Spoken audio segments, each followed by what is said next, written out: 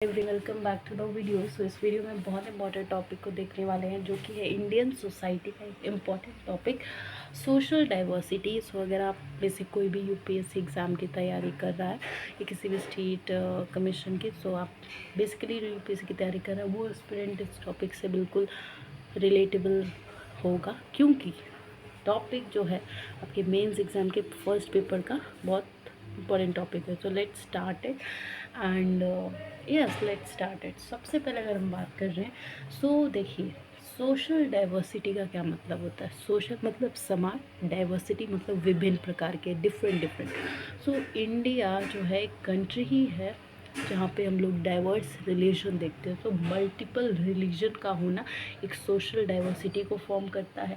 फिर चाहे वो लैंग्वेजेस हो, इंडिया के अंदर आपको पता है हर स्टेट की अपनी लैंग्वेज है ना, अलग अलग स्टेट्स की। अब ये नहीं कि हर स्टेट बोल दिया, तो मतलब जैसे मोस्ट ऑफ द स्टेट्स की अपनी अपनी लैंग्वेज तो है ही, लैंग्वेज है, रिलीजन बहुत सारे हैं हमारे पास, कास्ट बहुत सारे हैं, रेसेस बहुत सारे हैं। और इन सब से अलग इंडिया जो है यूनिटी इन डाइवर्सिटी है, कि मतलब लैंग्वेज अलग है, रिलीजन अलग है, कास्ट अलग है, रेस अलग है, फिर भी इस इतने सारे डाइवर्सिटी में, इतने सारे डिफरेंट ऑप्शन के बीच में भी यूनिटी है, एकता है हम लोगों में। सो ये तो स्लोगन आपने ज़रूर सुना होगा, यूनिटी इन डाइवर्सिटी, जो हम इंडिया को हमेशा से कहते आए हैं, क्योंकि बड़ा एक खूबसूरत देश फॉर्म करता है, जिसमें अलग अलग रिलीजन का टिकना, जो कि हमारे संविधान ने पॉसिबल किया, वो बहुत एक खूबसूरत बात है और काफ़ी एक स्ट्रॉन्ग कमांड एक डेमोक्रेटिक कंट्री के ऊपर। सो आगे देखते हैं सोशल डाइवर्सिटी को। सो ज्योग्राफी, हिस्ट्री, माइग्रेशन, ये सब शेप करते हैं प्लूरलिस्टिक सोसाइटी को। समझ रहे हैं आप, different geographical locations, history, civilisations है हमारे बहुत सारे, जैसे हड़प्पन सिविलाइजेशन है ना, और माइग्रेशन जो लेटर वैदिक सिविलाइजेशंस थे। तो ये सारी हिस्ट्री है हमारी, और बहुत सारे लोग यहाँ से वहाँ भी गए, जैसे कि आर्यंस जो लेटर वैदिक सिविलाइजेशंस के थे, माना जाता है कि वो इंडिया में आए थे। तो ये सारे क्या माइग्रेशन है, यहाँ से वहाँ, वहाँ से यहाँ, तो ये सब चीज़ जो है एक प्लूरलिस्टिक सोसाइटी को फॉर्म करता है। ठीक है, इसके अलावा अगर हम लोग बात करें डिफरेंट एस्पेक्ट्स, यानी कि आप कैसे कहेंगे कि यह सोशल डाइवर्सिटी एग्जिस्ट करती है। बेसिकली अगर हम बात करें इन टर्म्स ऑफ इंडिया की, तो सबसे पहले तो यही है, रिलीजियस डाइवर्सिटी है। हिंदू, मुस्लिम, सिख, ईसाई, इस्लाम, हिंदुज़म, सिखिज़म एंड क्रिश्चियनिटी। और इसके अलावा जैन, बौद्ध, ये सब अलग अलग रिलीजन जो है एग्जिस्ट करते हैं इंडिया के अंदर। सो ये सबसे इम्पॉर्टेंट एस्पेक्ट है, जो कि इंडिया को एक रिलीजियस डाइवर्सिटी फॉर्म करके देता है। हर रिलीजन को एक समान, एक प्रोटेक्शन और हक से जीने का पावर देता है। ठीक है, सो इसे रिलीजियस डाइवर्सिटी पहला एस्पेक्ट हो गया।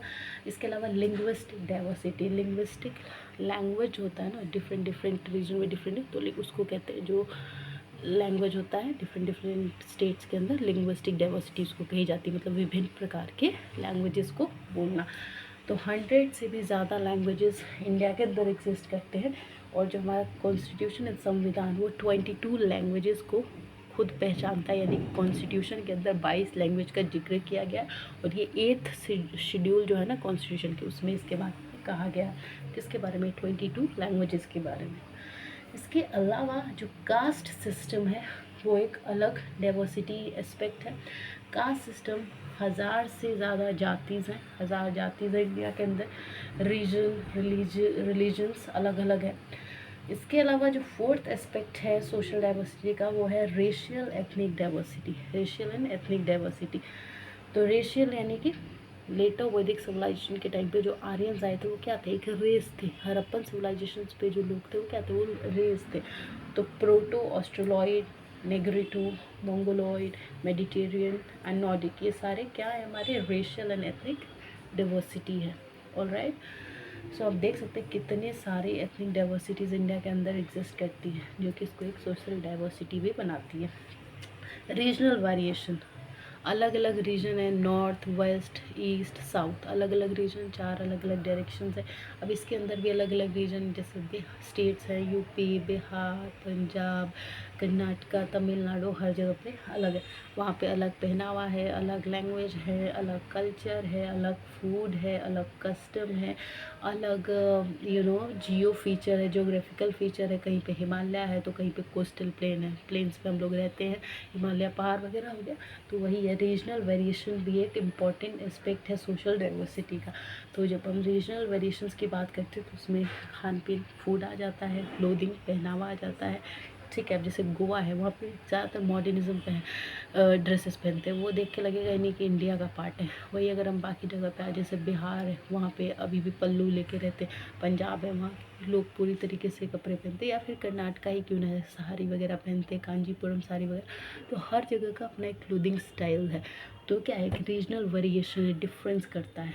कस्टम्स अलग अलग हैं, जैसे कि कहीं पोंगल मनाते हैं, तो कहीं पे छठ पूजा मनाते हैं, तो कहीं पे लोहड़ी मनाते हैं। समझ रहे हैं आप? सो ये सब क्या है, कस्टम्स अलग अलग है, फेस्टिवल्स अलग अलग है, जोग्राफिकल फीचर्स अलग हैं। अब कश्मीर, हिमाचल की बात करें तो हिमालयन रीजन है, पहाड़ी इलाका है। और यही अगर नॉर्मल स्टेट्स की बात करें, बिहार, पंजाब और भी हो गया आपके उत्तर प्रदेश, जितने सारे स्टेट्स हैं वो कोस्टल प्लेन है जिसपे इंसान रह रहा है। और फिर तो आप कहेंगे हिमाचल में भी रह रहे हैं, लेकिन कितनी मुसीबत से रहते हैं आप समझ रहे हैं। लेकिन हिमालयस में रहना मुश्किल है। सो जोग्राफिकल फीचर्स की वजह से भी रीजनल वेरिएशन देखने को मिलता है। सो ये these are the aspects of social diversity.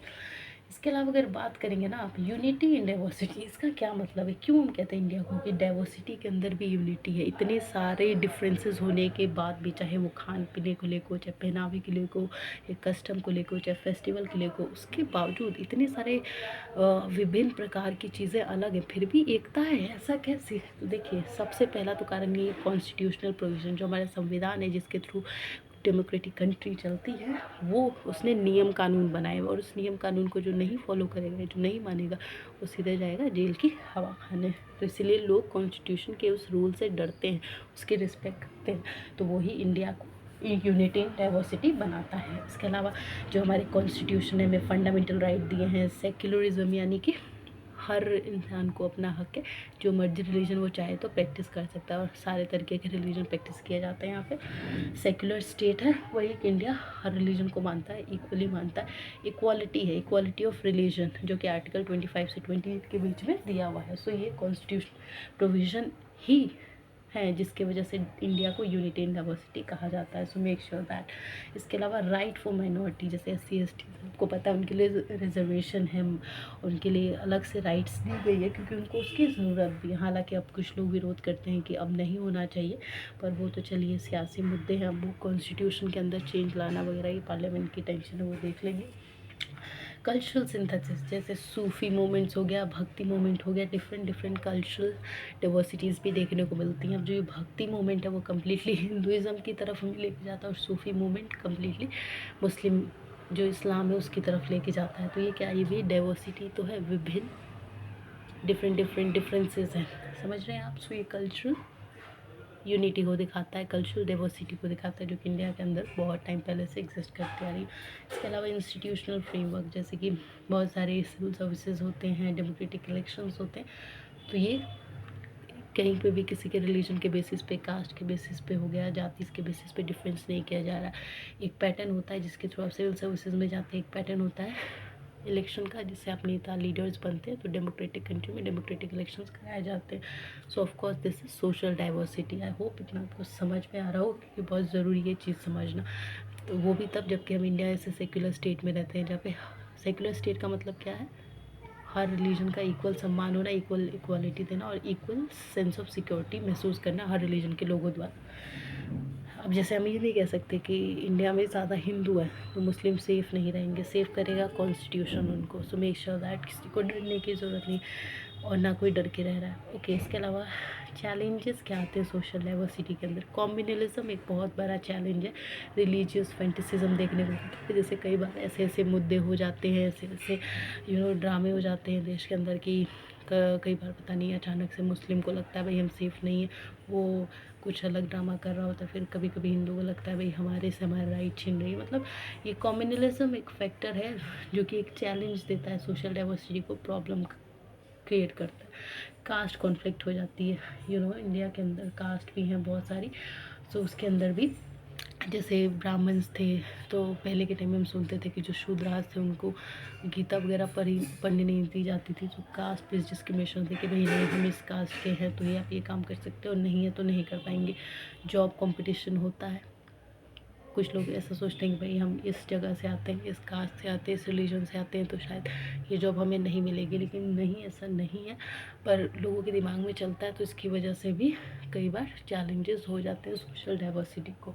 Regionalism, reason specific problems भी हमने देखे हैं। कई बार पंजाब डिमांड करता है कि भाई पंजाबी को ऑल ओवर इंडिया पढ़ाया जाए, और जो साउथ के होते हैं वो भी कहते हैं हर जगह पढ़ाया जाए, लेकिन ऐसा हो नहीं सकता है क्योंकि कितने ही लैंग्वेजेस आप पढ़ा लेंगे, 100 से ज़्यादा लैंग्वेजेस हैं। तो रीजनलिज्म भी देखने को मिलता है। नॉर्थ वाले कहते हैं हम बेस्ट हर चीज़ में, साउथ वाले कहते हैं हम ईस्ट कहता है। मतलब अलग अलग जगह पे अलग अलग रीजन अपनी अपनी बड़ाई करता है, जो कि सेंसिबल बात है। तो ये कई बार प्रॉब्लम क्रिएट कर देता है। रीजनल इंटरेस्ट नेशनल यूनिटी को हम कर देता है। लिंग्विस्टिक माइनॉरिटीज़, अब मान लीजिए कि कुछ कुछ ऐसे लैंग्वेजेस हैं जो माइनॉरिटी में यानी कि कम बोले जाते हैं, और कुछ लैंग्वेजेस जो है पूरे देश में बोले जाते हैं। तो जो लिंग्विस्टिक माइनॉरिटीज़ हैं यानी कम बोले जाने वाली लैंग्वेज, उनको लगता है कि हमारी लैंग्वेज को बंद ना कर दिया जाए, कहीं हमें रोक ना दिया जाए कि नहीं आप ये लैंग्वेज नहीं बोलेंगे, आपको वही बोलना है जो सब बोल रहे हैं। तो ये भी टेंशन एक क्रिएट करता है लिंग्विस्टिक माइनॉरिटीज़ के बीच में, ठीक है, कि भाई हमारे ऊपर ये लैंग्वेज थोप दिया जाएगा, आप हिंदी ही बोलिए, आप पंजाबी ही बोलिए, आप इंग्लिश ही बोलिए। ऐसा होगा नहीं जब तक कॉन्स्टिट्यूशन। और ये था पूरा सोशल डाइवर्सिटी। आई होप आपको ईच एंड एवरीथिंग क्लियर हो गया होगा, क्योंकि एक एक चीज़ के अंदर इंक्लूड की गई थी। एंड आप रेफ़र कीजिए and you will definitely understand it. Like and subscribe. Thank you.